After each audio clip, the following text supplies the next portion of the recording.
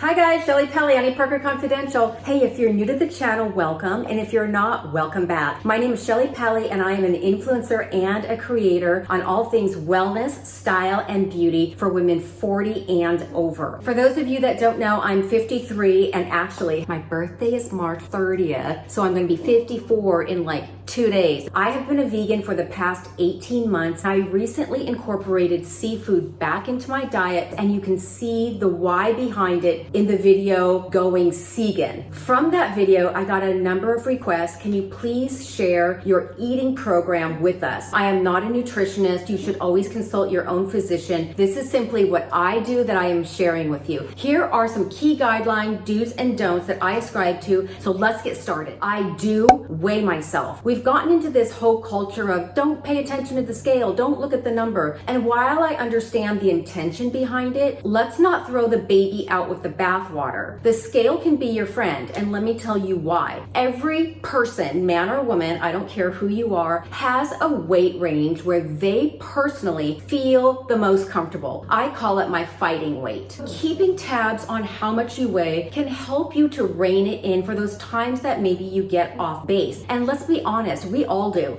I mean, I was out with my family for my birthday celebration on the weekend, and trust me, I indulged and I had fun. Now it's time to rein it back in. I don't weigh myself every morning and I don't get super crazy about it. I use it as a guideline to keep myself on track. I hop on the scale, and if I see myself inching up above my highest range at 106, all I do is I know to scale it back. I use the scale as a guideline. That's it. It's a very easy, simplistic way to help stay on track. I do limit my starchy carbs to no more than 3 a day, and usually about 2. Starchy carbs are things like oats, grains, quinoa, brown rice, farro, sweet potatoes, yams. Those are all starchy carbohydrates. Too many starchy carbs do not work well for my body, and they tend to make me gain weight. What is a serving? Half a cup cooked of any grain is considered 1 serving. Half a cup of brown rice, half a cup of quinoa, half a cup of farro. 1 slice of bread is 1 serving. Half of a medium-ish, large-ish potato, 1 serving. I do listen to my body. If I'm hungry, I eat something. On the contrary, if I am not hungry, I don't make myself eat. We've heard forever from every personal trainer, you have to eat 5 times a day. Your body is like a locomotive. You have to keep fueling it with coal. Okay, that's a really cute little guideline. I don't believe that's true. If your body isn't hungry, don't put more calories in it. That's a very simple guideline to go by. I eat as close to the source as possible, meaning I do not eat processed packaged foods. I do not eat processed packaged meals. I focus instead on a foundation of tons of greens, vegetables, fresh fruits, a good smattering of healthy fats, nuts, some seeds, avocado, things that you would find in your own kitchen. I then have recently started incorporating seafood into my diet about 3 to 4 times a week, and I usually have a white fish like cod or tilapia, maybe once a week if I'm in the mood for it, a salmon, which is a really nice fatty fish and has a lot of omega-3 fatty acids, which are phenomenal for your skin. I do really limit my added sugar. If you're eating very, very close to the source, the chances of getting any added sugar in your diet are pretty slim. They'll usually be trace amounts. The American Heart Association recommends that women get no more than 24 grams of added sugar, white sugar, brown sugar, honey, maple syrup. Sugar that naturally occurs in fruits and vegetables do not count because they don't spike your blood sugar the way that refined sugars will do so. I have a really big sweet tooth. I inherited it from my dad. And look, you guys, it's not like I haven't had a cupcake every once in a while. I do. We're human beings. We're not robots. I'm just saying as a general guideline, it's really helped to curb my sugar craving because I don't crave it as much as I used to. And it's certainly much easier to control your weight when you take added sugar out of your diet. I do eat white fish 3 to 4 times a week. And I know that I had mentioned that before, but fresh fish 3 to 4 times a week.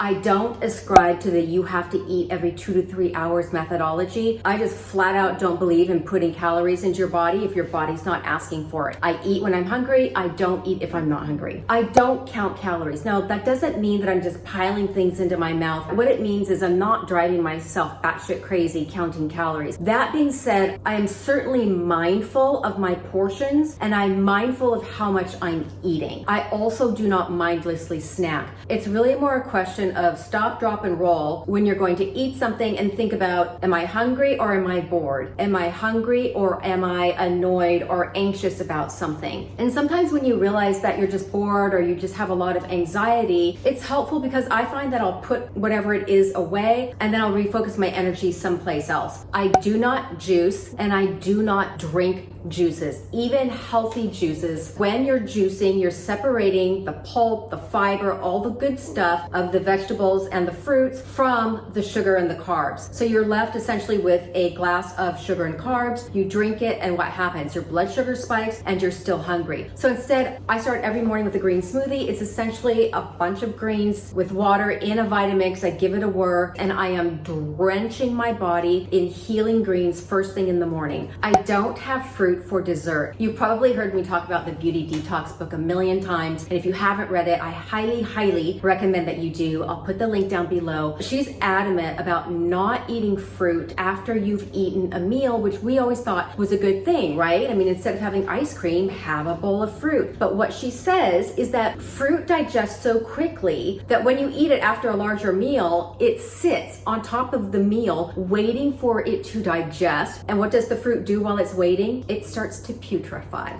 That's disgusting. Instead, you want to have fruit just on its own, and she recommends waiting a good 40 minutes before eating anything else after you've eaten fruit to allow it to digest well through your body. So one of the things that really caught my eye is she said do not combine a protein and a starchy carb because they don't digest well when combined together. They sit in your stomach and they start to putrefy and rot because they stay in there too long. It was really disgusting. So things we've always been told were good to eat: fish and rice, chicken and quinoa, any of those protein plus a starchy carb, do not combine. Instead, if you eat meat or fish and a vegetable, chicken and a vegetable if you're a meat eater. Vegetables and grains, totally fine. It's steering clear of any kind of an animal-made protein and a starchy carb that you want to stay away from. And again,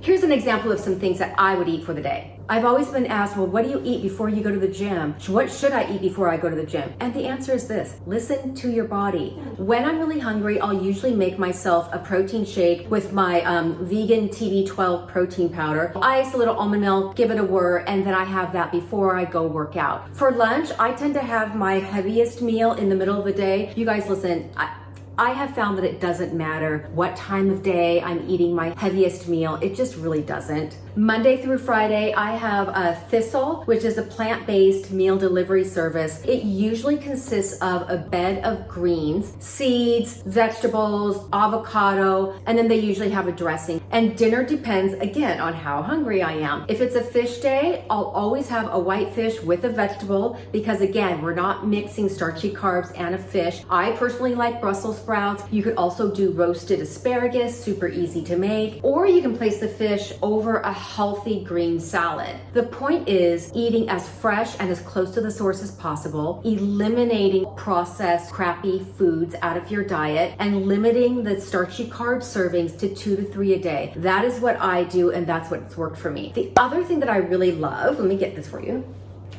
You may have heard of these konjac noodles. It's a plant grown in East Asia. It's known for natural benefits and having a decent amount of fiber in it, no carbohydrates, and practically no calories. I like having this when I'm really in the mood for like a noodle, and I don't feel like having spaghetti squash. I mean, I like spaghetti squash, don't get me wrong, but I mean, come on, like when you really want pasta, be honest, does spaghetti squash really do it for you? It doesn't really do it for me. I saute zucchini, yellow squash, some mushrooms, and then I put a marinara sauce over it.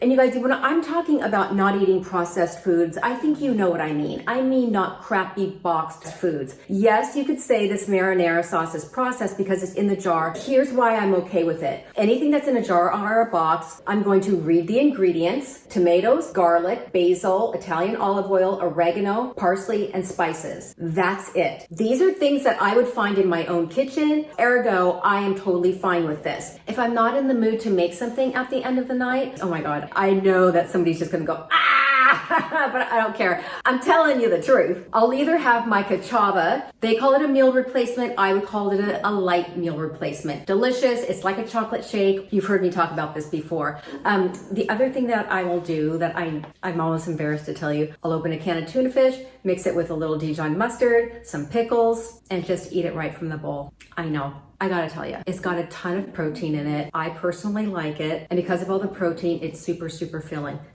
I have a friend named Miriam who I know is just dying right now. Okay guys, if you haven't yet subscribed to my channel, please consider doing so. And if you have any feedback, questions, or content ideas, I always love hearing from you. And until next time, I'll see you later.